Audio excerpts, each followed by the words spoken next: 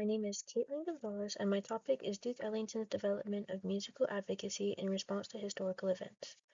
And what I'm going to be talking about is Ellington's usage of musical advocacy, specifically comparing his 1930s compositions to his 1960s compositions, and looking at the evolution.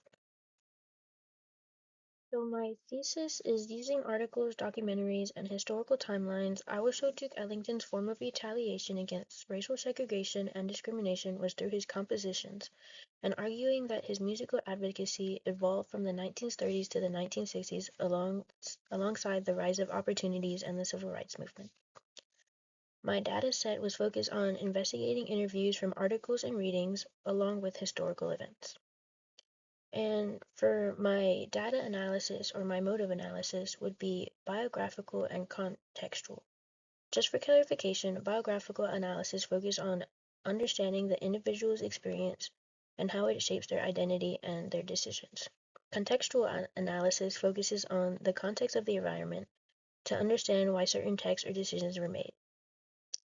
I applied biographical analysis to interviews and articles that highlight Ellington's experiences and how they shaped his identity, and applied contextual analysis to resources that mention historical timelines and correlate with specific Ellington compositions to highlight the relationship of the music to the context surrounding it.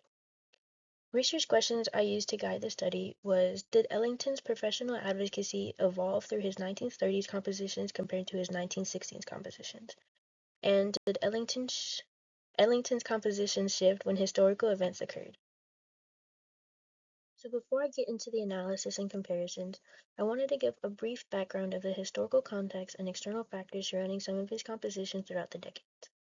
Just to give an insight of how these external factors played a role in the why and how he crafted his responses in such a way, and to understand the severity of the events that occurred around the time Ellington released certain compositions related to musical activism. The 1930s was a time between World War I and World War II, when the Great Migration was happening. This is basically where people were moving internally within the US from the south to the north because of how dangerous it was becoming and seeking more opportunities to escape bad financial and economical circumstances. Ellington was gaining popularity from being aired on the radio by the Cotton Club, which may have led him to try more extended pieces such as Symphony in Black, which has 4 movements. The Laborers, a triangle, Dance Jealousy Blues, a Hymn of Sorrow, and Harlem Rhythm, which reflected this historical event of the Great Migration by showing a film that depicts Black experiences, discrimination, and contribution of the race to society. He's challenging these stereotypical ideals by not only playing part of the Harlem Renaissance, but wanting to show the resilience and pride he has towards Black excellence. Yet this kind of backfired because the same year a critic attacked Ellington's attempt of composing longer pieces, arguing that Ellington was a genius of short compositions, but his longer pieces were formless and shallow. This year of series of events highlights how Ellington wanted to experiment with extended pieces and musically advocate, but didn't have enough support to do it without receiving backlash.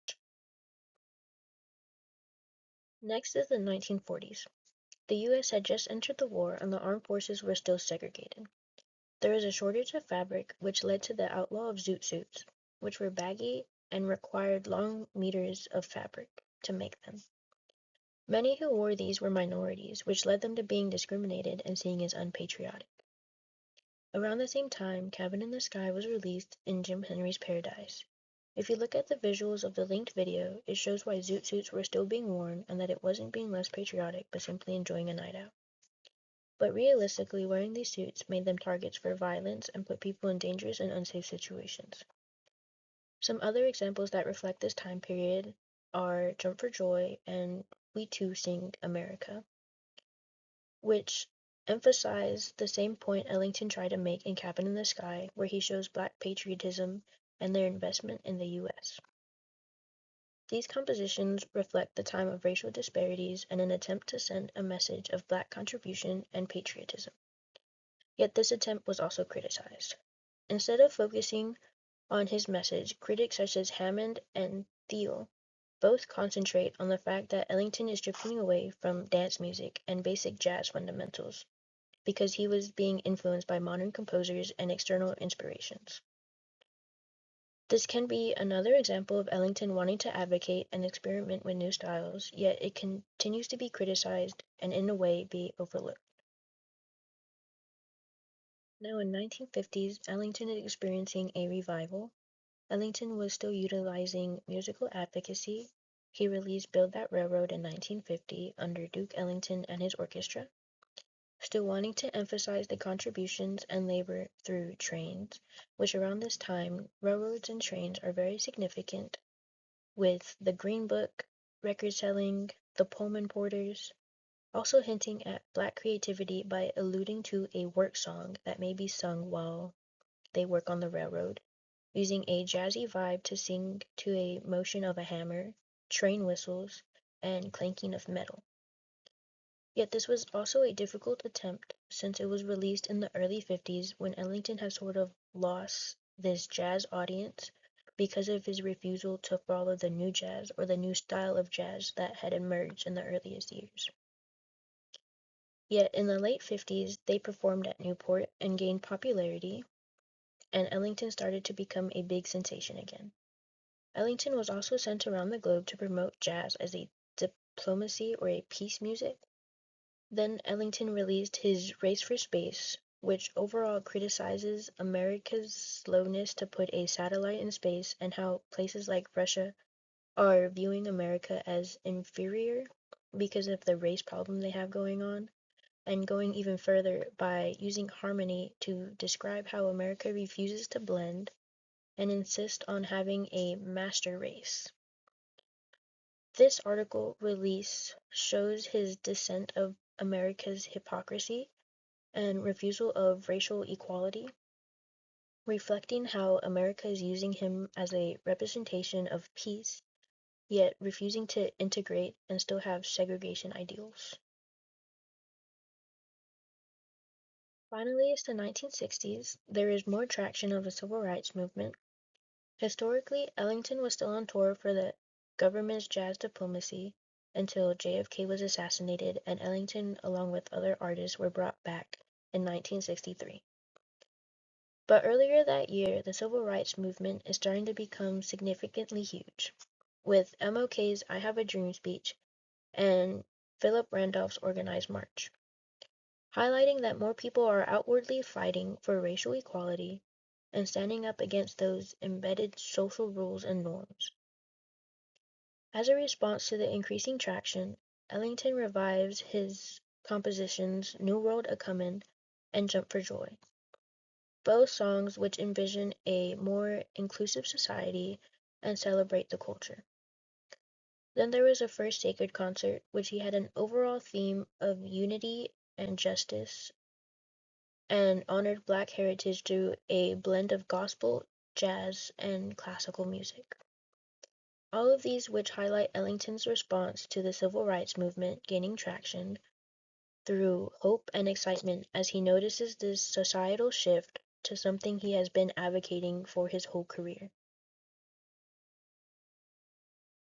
Now that there's some cultural context of the decades and how Ellington responded around the similar times the events occurred, I can now break it down further into how he showed his dissent of societal norms, his upbringing, and how these learned behaviors affected the way he responded. Ellington had a fairly strong dissent for the social norms and ideologies of this time. He understood that the world he lived in was not safe for people who spoke against those norms. This understanding made him hesitate on how he would word his speech because of that worry that something would ruin his or his bandmates' safety.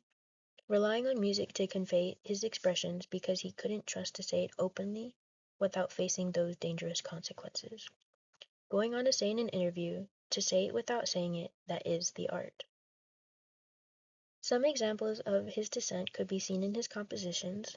For example, when he was working in the Cotton Club, while this place did give him exposure and popularity, it was based on segregation ideals where a white audience would watch people of mixed races perform and work as staff.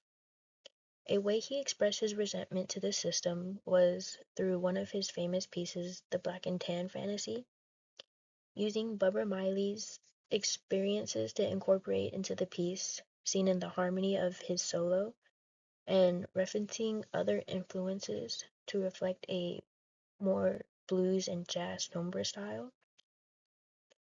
Ellington had also focused his career on destroying these ideologies and stereotypes surrounding the Black race. He was conflicted with entertaining the American people while also not presenting the Black race as this undignified or falling back into discriminatory stereotypes that the American audience expects and knows. So a way Duke Ellington compromised was to dedicate his compositions to Black melodies and roots, while hiding them within his scores to give a more sophisticated and respectable sound to the audience.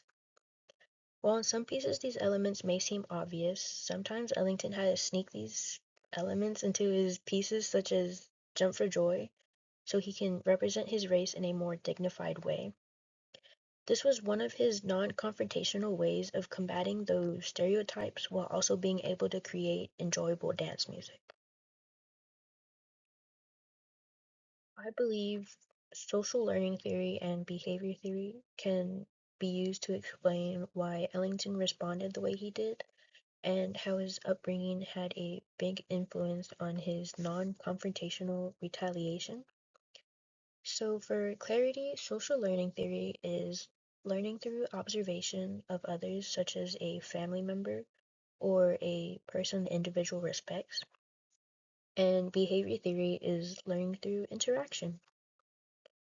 And so during this time, there was still heavily enforced Jim Crow laws, which legalized racial segregation, also with a mix of Plessy v. Ferguson, which is a case that stated everything could be separate, but it had to be equal, including all facilities, modes of travel, Bibles, entertainment, and etc. So these laws were deeply embedded into the cultural norms and rules which affected how Ellington was taught to interact with people of society. And Ellington was brought up into the society and was taught these morals from his parents, mentors, and educational factors such as school. His parents instilling that he is representing his race and that he had to put on a persona of someone who is projecting a refined manner and someone who had good manners. Also from his mentors such as Doc Perry, whom Ellington respected because of his clean presentation, of having manicured nails and looking neat. Ellington saw how he was respected in the community and applied this to his own career, wanting to gain a similar respect he had for Doc Perry.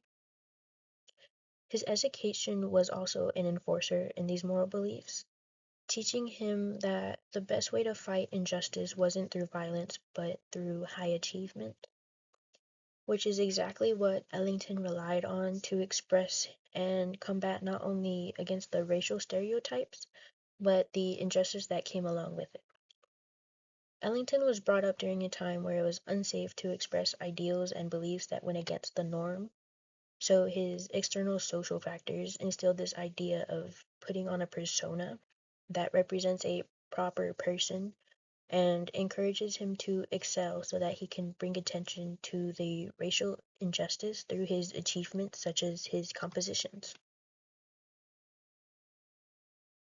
So, as mentioned previously, Ellington was brought up in an unsafe society, which led his external factors, such as his family, to teach him how to present himself and how to respond to other members of society. He was taught to always be clean, proper, and have this sort of beat them with kindness mentality. All these which led to Ellington having a more non-confrontational response out of safety.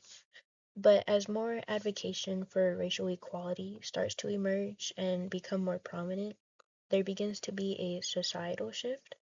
And this also plays along with Ellington's newly revival from Newport in 1956, his jazz diplomacy, and then his newly found style of writing suites all which gave him more popularity, which can eventually translate into confidence and security. And Ellington is now a more respected global icon, which led him to have a more bolder and a more direct advocation style. And he revived some of his older pieces, such as Jump for Joy and New World a Comin', along with having his first sacred concert in the 1960s to advocate through his music in support of the civil rights movement and sort of express his desire for unity and justice through jazz and religious traditions. He then, where he kind of like evolved from an indirect confrontation with sneaking in elements into his music and then transitioning to standing strictly for his beliefs through his direct actions. So an example could be in 1961, where he canceled an engagement with NAACP when they told him there would be segregated seating, and then he went on to play for Dallas and Houston for its first time having integrated seating, something which Ellington didn't do in the 1930s or didn't have the support to do in the 1930s or previous decades. For example, when he was working under entertainment business such as the Cotton Club. But with this new support of his popularity and the rising civil rights movement, it gave him the opportunity to utilize action rather than just music, such as selecting what events he wants to be a part of and advocate more clearly for racial equality and Black excellence through boycotts, sit-ins, and protests. So some takeaways from this is that there would be an acknowledgement of the importance of musical advocacy and that there people notice the cultural context relationship to the music and that there would be a realization of how Ellington in a way grew alongside a societal shift where he got bolder as historical events started to lean towards a more progressive society with more inclusive opportunities. And the goal of this study is to benefit and progress other research on musical advocacy, using Ellington as an example of how music was used to express his dissent with racial inequality and the social norms surrounding it, and how advocation may have evolved during the later years of Ellington's career compared to the previous years when society was less accepting, which not only affected him, but other musical advocates as well. But that is the end of my presentation, and the next slide will be my citations. Thank you.